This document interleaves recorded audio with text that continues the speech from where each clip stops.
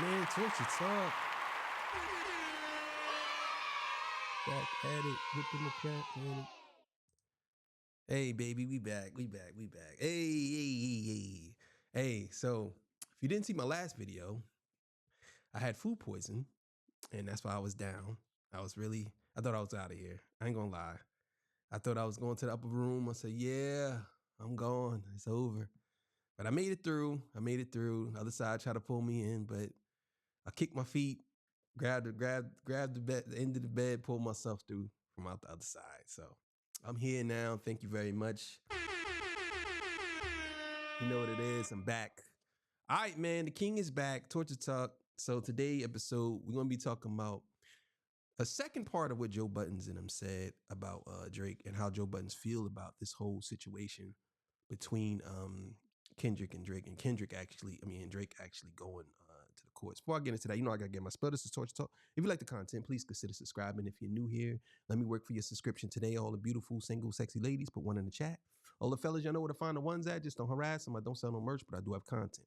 Absolutely free, but if you want to leave a donation, link is in the description. Cash App, no more PayPal. They call me the hidden gem. I went from 200,000. I said that on purpose. I went from 1,300 subscribers to over 15,000 subscribers. And yes, the 15,000 subscriber never came forward, so they didn't get your cash pass. So now you have to wait until 25,000. So 25,000 subscribers, I will give another cash prize. And let me know what kingdom you from.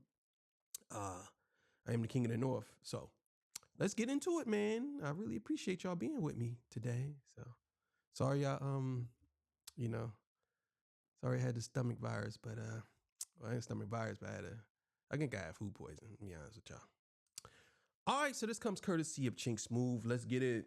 Is this really the end for Drake? Is Drake's immaculate run of dominating hip-hop for 15 plus years finally coming to an end? This Drake UMG lawsuit has everybody feeling some kind of way about it. Well, besides actual Drake fans, you got the streamers that's pissed off at Drake for naming them in his lawsuit. You also have real hip-hop fans that's looking at this lawsuit crazy, knowing that this lawsuit only exists because Drake did not get the outcome he was hoping for. Now, I will say this. I have to be honest. I'm going to commend somebody like Drake for actually doing music for that long. Even though J. Cole and Kendrick has been doing it, the reason why I believe Drake was on top at the time is because he was constantly doing music. Because if Kendrick and J. Cole was constantly doing music like him, he definitely would have been third, 100%. But I have to commend him for that. I have to, because consistency like that is not easy. You know what I'm saying? And he did a lot of work, even though like a lot of work I think wasn't good. It was more quantity over quality with Drake than actually quality over quantity. So I think that's what it is. But you throw 100 darts at a dartboard at the same time, one of them gonna hit the bullseye eventually. So. I think for a lot of people, that's the part you just cannot believe. We watched you battle with Meek Mill. We watched you battle with Pusha T. We all heard all the foul things you said about those two guys. But nobody cared because that's what happens when you engage in a beef with somebody. Especially if you're going to be engaging in a rap beef. Now, battle rapper Arsenal the Rebel from Newark, New Jersey, he came out yesterday and said, yo, in a rap battle, you can say whatever you want. Point blank, period. You don't sue a nigga because he hurt your feelings and called you something whether it's true or not. If you couldn't handle the lyrics, why enter the battle? I'll tell you why he thought he was unbeatable. And if that wasn't enough, we watched Drake trying to spin the lawsuit against UMG as some kind of heroic battle for other artists. The end of that, what he said is 100% facts. You all lose sometimes. That is 100% facts. I'm a battle rapper. I battled over 40, I believe I got 40 battles. And I think I lost 3, in my opinion. Some people say I lost more, but I think I lost 3. I can admit I lost 3. But I was never one of those people that hold on to battles. If I battle somebody, I usually just go to the next battle. If I lose or win or lose, I don't even discuss it. I just go to the next battle. Because my target is my next battle. If I put on a bad performance or whatever, okay, cool. I just go to the next battle. Like, I don't be, oh man, the reason why he won is because my nail got cut by the nail salon. They cut down to the cubicle too, and then my hand was bothering me, and my foot, and I had a flat tire this next week. Like, I don't know all that, man. I don't.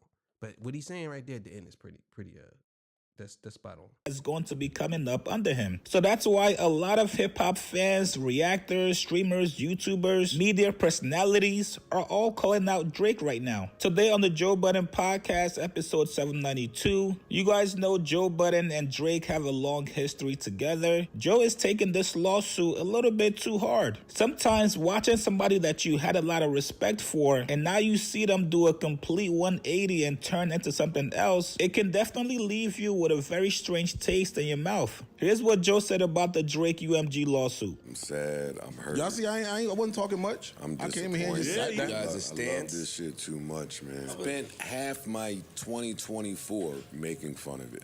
That's the problem with being ahead of things sometimes. Yeah. I've been questioning all of this shit for mad long. That's the other reason I'm sad a little bit. Like, this is like the finale to my views rant. Yeah. Damn. Like, this is an entire closed chapter that played out. Damn. Like, I just been reminiscing when I first got it. Yeah, I mean, I can understand, and I don't know, I don't want to say I know why Joe's taking it hard, but I can understand what he mean, because when you have a lot of respect for somebody and they do you like, they kind of do this, it's like respecting your, I don't know, respecting your dad to the point your dad, not to say Drake is Joe's dad, I'm just saying, using that analogy, just respecting your dad. And you know that your dad is an upstanding man, and he always been this guy, and you know, you might disagree with him on certain things, but you would never think that your dad would do something harmful. And then come to find out, your dad got a whole nother family. You know what I'm saying? And I think that that's how Joe, he feels betrayed by Drake, because this whole hip hop thing to him is important. And I think if you trying to, first of all, you walked into hip hop and you walked into it and you basically made it your house for all intents and purposes. You made it your house. You walked into it as a Jewish, middle class Jewish boy, you know what I'm saying, raised by a Jewish mother, which is nothing wrong with it, but walked into the culture that you really wasn't a part of, or you at least didn't grow up in. You walked into that culture and you basically took over. And now you're saying that you're going to sue the same culture in a way. That's basically what it is. It's like, I'm suing.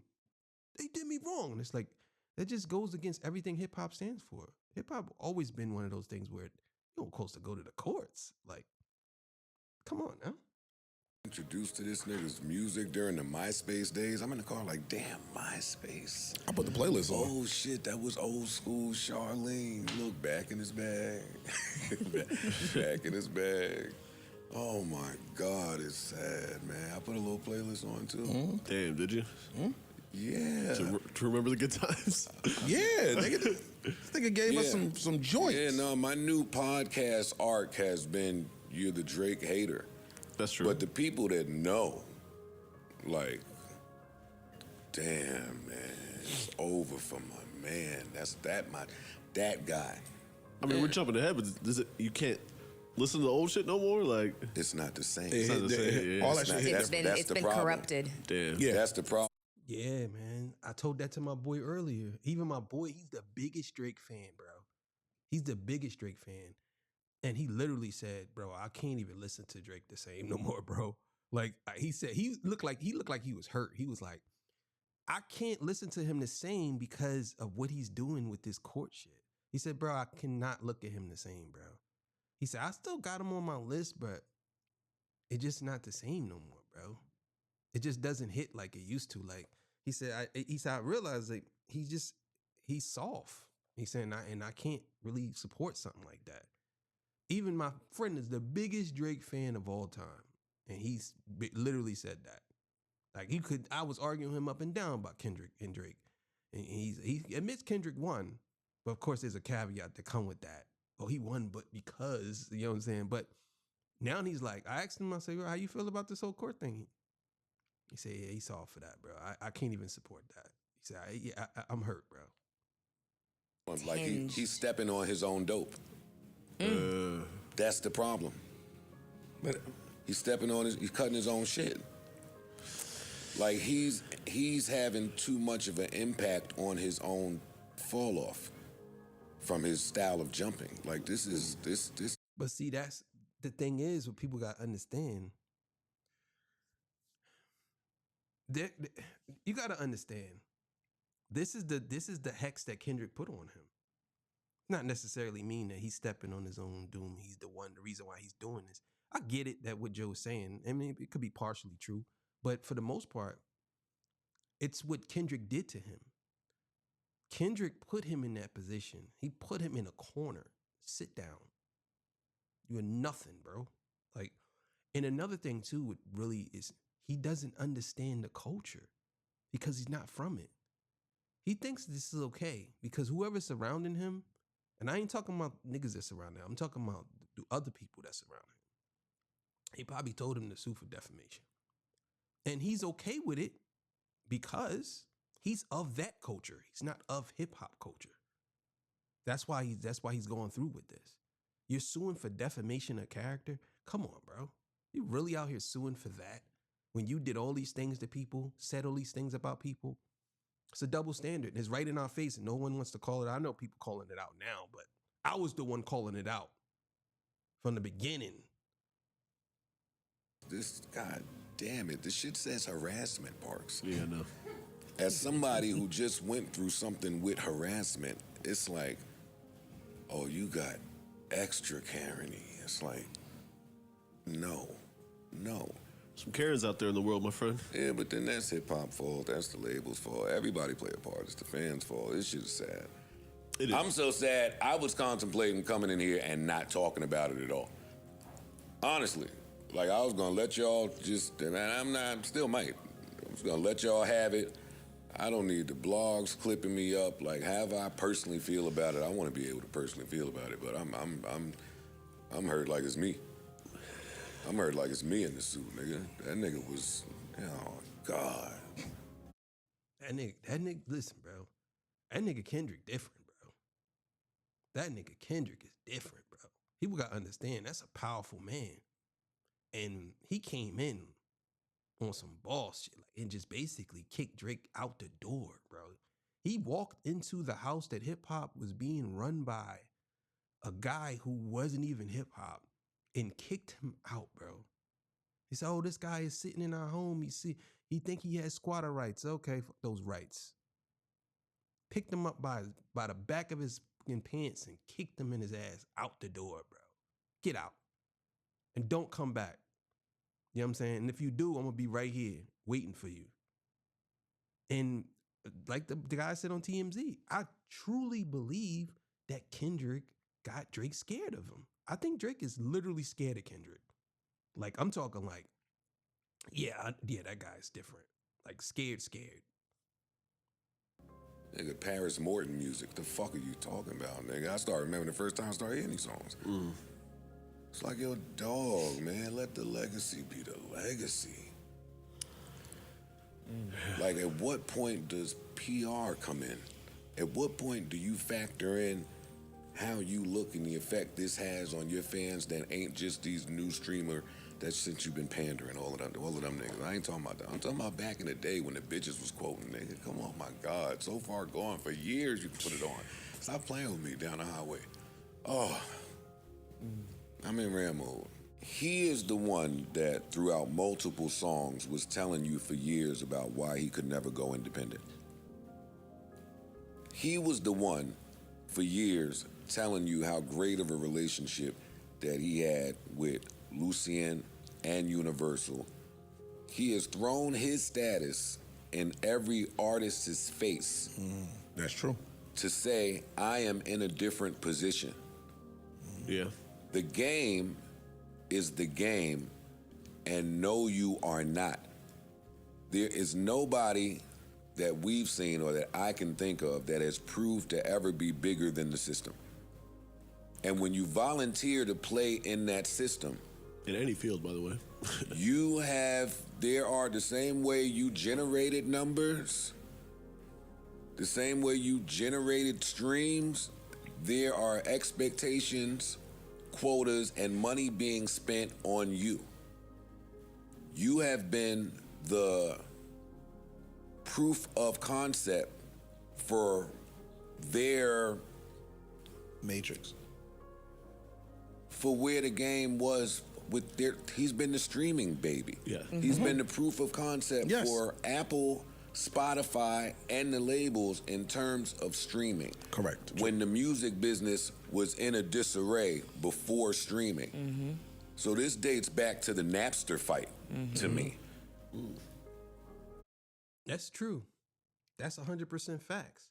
Drake is one of those guys that they use as a model for streaming. That's not a lie. That's actually true. You know what I'm saying? He was one of those guys. He was probably the guy because he was very popular and he was hip hop. And hip hop is, well, he wasn't, to me, he wasn't never hip hop, but he was he was in the house of hip hop. Necessarily mean you could be in somebody's house and not like them. You know what I'm saying? So y'all know what I mean. I'm just saying. And a pop star in hip hop. Basically, that's what it was. And it's like, okay, hip hop is the biggest genre. We have a pop star. He's a hybrid artist. He could do all these things. He could sing. He could do all these things. And to be honest with y'all, I'll be honest with y'all. I think Drake is more of a R&B pop star than actually a rap star. Be honest with y'all, or a hip hop star, because he has much more. Drake has much more R&B type of songs than he does. Most of his albums are R&B songs. Most of them. A lot of his music is singing, bro. You know what I'm saying? And I don't know. But Joe making a great point. So don't ever think as proof of concept that it's all you, right? Like, and that's the difference for me in some of the examples I heard you say. With Floyd, there came a day where he knew it was all him. It's all me.